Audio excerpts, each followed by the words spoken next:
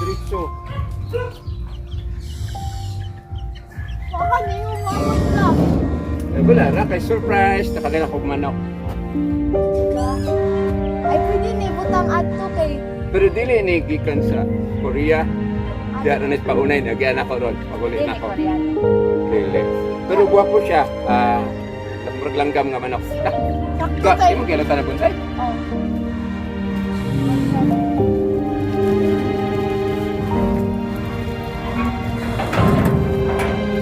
Ibutang na ng kuantis niya. Ibutang na ng kuantis niya. Kailangan niya matong manok.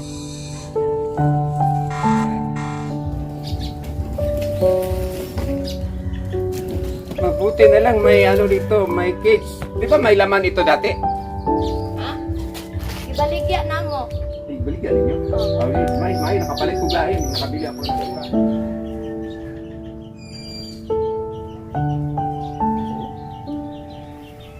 Sabi? Labi, ganun siya gitsura ng manok. Nalalagay kayo. Ano siya namatay? Buhay pa. Buhay. Wow! Anong ginagawa mo? Mabuti na lang tumulong ka sa akin sa pag-ibig. Nice chicken. So, parang Amerikano na manok. Yan, tapos iba yung tunog. Bonsai. Bali na.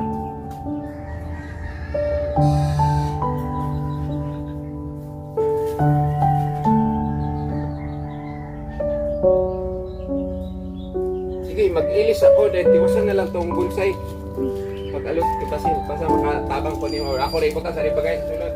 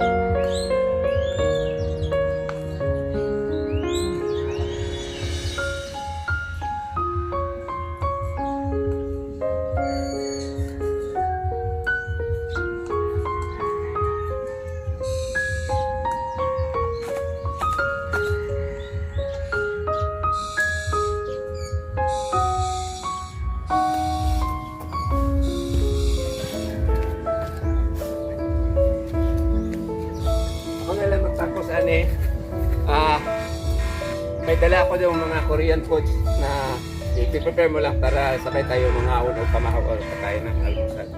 Kasi may iba pa akong titignan dito sa mga bonsai ko. Tingnan ko lang kung tama ba yung pagkagawa ko dito. Okay.